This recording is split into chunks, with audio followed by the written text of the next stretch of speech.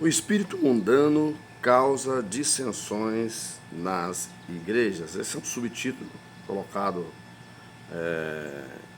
em uma tradução para o português, na revista Corrigida.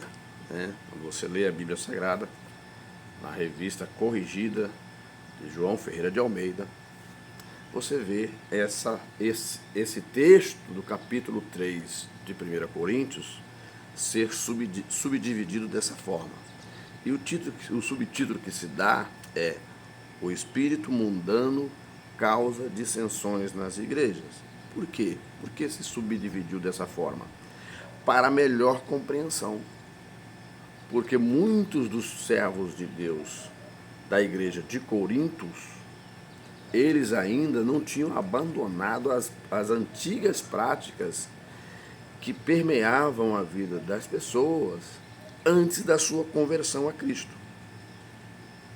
Olha o que Paulo fala aqui no versículo 1 do capítulo 3. E eu, irmãos, não vos pude falar como a espirituais. Copiou? Mas como carnais, como meninos em Cristo. Versículo 2. Com leite vos criei, e não com carne, porque ainda não podis, nem tampouco ainda agora podeis. Porque ainda sois carnais, pois havendo entre vós inveja, contendas, dissensões, ele diz: não sois porventura carnais, e não andais segundo os homens? Porque dizendo um, eu sou de Paulo, outro, eu sou de Apolo, porventura não sois carnais? Ou seja, havia atrito entre os irmãos. E esse atrito prejudicava a unidade do corpo de Cristo. Porque o próprio Jesus falou sim que nós deveríamos ser um, como ele e o Pai era um. Então nós teríamos, a partir do momento que nós aceitamos a Cristo, participamos de uma igreja, a comunhão entre os santos, nós precisamos evidenciar o conselho e a instrução de Jesus. Que vocês sejam um como eu e o Pai somos um. Compreende? No capítulo 15 do Evangelho de João está escrito ali. O que está escrito no capítulo 15 do Evangelho de João? Está escrito dessa forma, né? Capítulo 15 do Evangelho de João está escrito dessa forma. Deixa eu ver. E é subdividido também nos subtítulos, né? E é subdividido também. Deixa eu ler aqui para vocês, ó.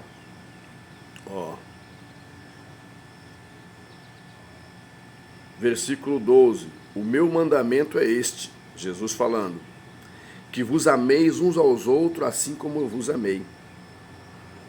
Ninguém tem maior amor do que este, de dar a alguém a sua vida pelos seus amigos. Ó, que forte. Vós sereis meus amigos se fizer o que eu vos mando. Já não chamarei vocês de servo, porque o servo não sabe o que faz o seu senhor. Mas tenho-vos chamados de amigos, porque tudo quanto ouvi de meu Pai vos tenho feito saber. E ele disse aqui, também que se nós praticarmos estas palavras, nós seremos os seus discípulos. Aí seremos enxergados pela sociedade como realmente aqueles irmãos ali são discípulos de Jesus. Agora, quando nós voltamos aqui na Bíblia Sagrada, lá na primeira carta aos Coríntios, no capítulo 3, né? Capítulo 3. E Paulo dá essa advertência porque antes da igreja completar 100 anos, ela já estava, os irmãos ali, alguns dos irmãos estavam em atrito. Havia inveja, havia dissensões, havia briga, havia ciúmes, havia vários sentimentos que é da antiga natureza do ser humano. E para o inimigo invisível das nossas almas, Quanto mais atrito tiver entre nós, melhor. Quanto mais dissensões tiver entre nós, melhor para ele. Quanto mais problemas, quanto mais inveja tiver entre nós, que é coisa do ser humano, particular, todo ser humano nasce com essa questão que precisa ser dominada, que é a inveja, que é um sentimento da antiga natureza. Quanto mais tiver inveja entre nós, quanto mais tiver dissensões, quanto mais tiver contendas, né, nós não conseguimos cumprir a missão da salvação de Cristo.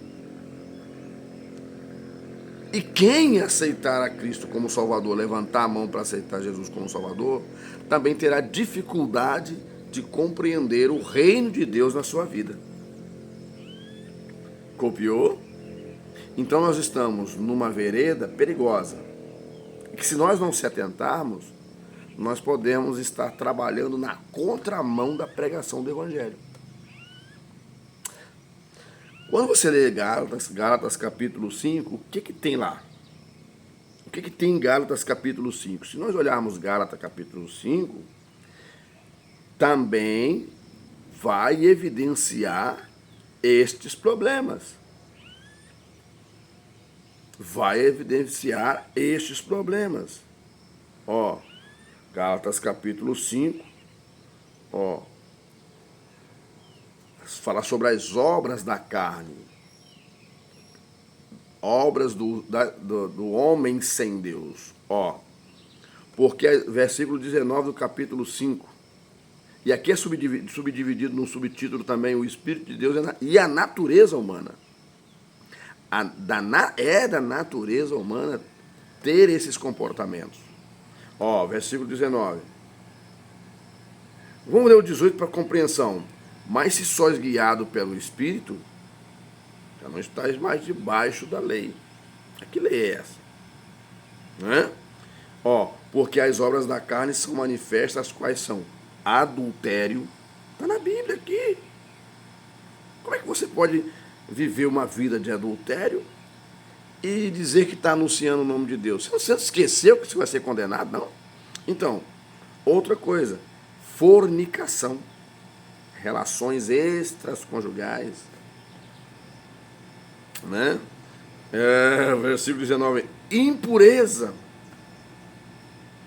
o envolvimento do cristão com coisas impuras, pornografia, coisas estranhas, comportamentos estranhos, pensamentos estranhos, vivência com certas coisas que não se encaixam naqueles que foram chamados por Deus, né? Lascívia, idolatria,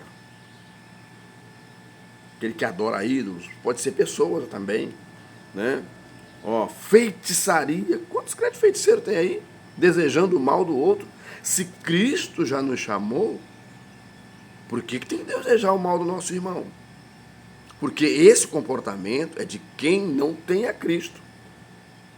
Como é que eu posso desejar que dê errado para a vida do meu irmão? Como é que eu posso orar a Deus para destruir a vida do meu irmão? Há aqueles, pelo tempo que eu estou na igreja, eu já presenciei pessoas falando de boca que ia orar a Deus para Deus prejudicar outra pessoa. Esse é espírito de feiticeiro.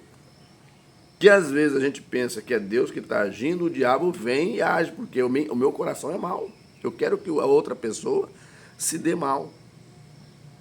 E se a outra pessoa conquistar, eu fico mais irado ainda. Espírito de feiticeiro. Quando aceitamos a Cristo, isso não pode nos acompanhar. Nós temos que se alegrar com a conquista do nosso irmão, ou dos nossos irmãos, incluindo homens e mulheres. Olha só o que tem mais aqui, ó. Inimizade. Há aqueles que vivem provocando inimizade,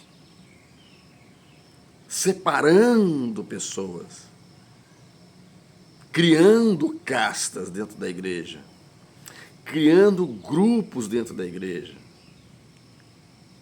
E essa pessoa, seja homem ou mulher, que se inclina por essa direção, ele não está alinhado à igreja primitiva, aquela que estavam ali, a comunhão, a compreensão, estavam unidos na oração, no partir do pão. O amor de Deus não conseguiu penetrar o coração dessa pessoa, porque ela não deu lugar. E vive produzindo problemas, levantando falso testemunho, denegrindo a imagem do irmão ou da irmã, expondo os irmãos em público, nas redes sociais. Os cristãos da igreja lá, do início do primeiro século, quando nós lemos em Atos 2, ali, 42 para frente ali, né, e fala ali da igreja primitiva, de como eles eram, e diz a Bíblia que o Senhor acrescentava aqueles que iam se salvar. Olha que coisa linda. O que nós estamos fazendo como igreja? Nós estamos rodeados de tecnologia, de ferramentas. Aqui, eu estou com uma ferramenta aqui que me ajuda muito, devido às minhas tarefas, devido ao tempo que eu tenho, de muitas demandas que eu atendo, né? Eu sirvo a igreja de Deus, eu ajudo pessoas, eu trabalho em projetos sociais, eu procuro ajudar a pessoa, eu ocupo meu tempo. Então eu tenho uma vida carregada. Então essa ferramenta aqui me ajuda a organizar a minha vida dentro do meu trabalho, da vida em família e na igreja. Então, naquele tempo, né, já havia entre as pessoas, antes de completar 100 anos, atrito, inimizade. Quem provoca esse atrito? Quando alguém diz alguma coisa de alguém, quando alguém denigra a imagem de outra pessoa talvez nem tenha culpado. O que Jesus deu de conselho? Se eu conheço alguma coisa do meu irmão, o que Jesus falou? Se teu irmão pecar, vai tu a ele. A Bíblia diz que os covardes não entrarão no céu. Não é só o covarde, né? A Bíblia diz que os tímidos, os covardes, não herdarão o reino dos céus, não diz? No livro de Apocalipse. Mas covardia não é só porque você deixou de ir por medo. Covardia é você fazer mal a alguém também. Os covardes, aqueles que desejam... Deixa eu parar um pouco aqui. Para fecharmos, né? Tá tocando a sirene aqui, que é a área industrial, é um distrito. Ó, inimizades, contendas. Há aqueles que ele talvez não entra na contenda, mas aquele ou aquela, ele cria contenda e se afasta para poder aquelas pessoas não gostarem uma das outras. Ou a própria pessoa, ela se provoca contenda. Ciúmes. Isso é coisa da antiga natureza humana. Ira, as pessoas ficam iradas com o outro. Isso seja na relação entre marido e mulher, na relação entre pais e filhos, na relação entre irmãos. Para o diabo, o inimigo invisível das nossas almas, é bom ficarmos desse jeito. Porque nós, ao ficarmos desse jeito, nós entendemos, a igreja dá muito trabalho, vamos montar uma igreja diferente, que a gente só se reúne para adoração.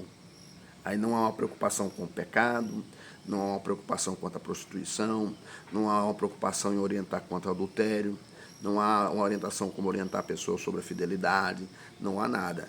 É 2 horinhas ali de um encantamento, que a pessoa, daqui a pouco, saiu dali, vai continuar nas mesmas práticas de quando ele não era crente. Isso é um retrocesso? Porque a Bíblia diz que quando nós aceitamos a Cristo, nós vamos melhorando todos os dias.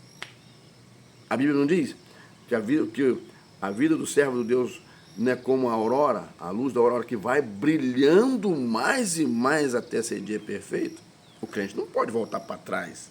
Depois de seguir um período com fidelidade, com obediência, agora volta para trás. Aí vem aquela questão que é dito tanto no livro de Provérbios quanto na carta de Pedro. Que quando as pessoas têm esse comportamento de sair do lado da vida maligna que ela vivia, cheia de dissoluções, e aceita Jesus, e ela é purificada, aceita o jugo de Jesus, ela começa a viver diferente, passou um período, ela volta a viver, sendo crente, as mesmas antigas práticas, diz, tanto em Provérbios quanto na carta de Pedro, que é como o cão voltar ao seu vomito. Vomitou, comeu de novo. Nojento, não é verdade? Assim é a nossa vida, quando nós retrocedemos daquilo que Cristo nos chamou, para uma vida transformada pelo teu poder. Não sou eu que tenho que transformar. É Jesus, ele vai me transformar quando eu aceito o seu jugo. Né? Olha só, tem muitas coisas aqui, ó. Iras, pelejas, dissensões, heresias, amor ao dinheiro. Quantos escândalos aí por causa do dinheiro? Na política, nas instituições, nas relações entre pessoas. Mas isso tudo é palha e feno. Quantos estão aí? Quantos escândalos por causa do dinheiro? Até no meio cristão mesmo. Né? Isso não é para nós somos purificados. Né? Invejas, homicídios, bebedices. Não é para o crente ficar com essa bebedice aí, diz que está bebendo socialmente, que pode, que tem agora a bebida para o crente. Para com essa conversa fiada, rapaz. Você está inventando moda. Tá? Glutonarias, pessoas que vivem, parece que vai morrer, parece que o mundo vai acabar daqui a pouco de tanto que a pessoa come. Então, quanto mais nós ficarmos envolvidos na confusão, nos problemas, nos atritos, vigia, se tem aquele irmãozinho que gosta sempre de estar colocando fogo, tá? Para que as coisas estejam perturbadas. A encrenca, a confusão, a divisão, aquele que provoca a divisão, aquele que provoca a dor, aquele que destrói. Quantas divisões nós estamos tendo aí? E não foi para isso que Jesus chamou. Isso também aconteceu na igreja do primeiro século. Paulo não falou?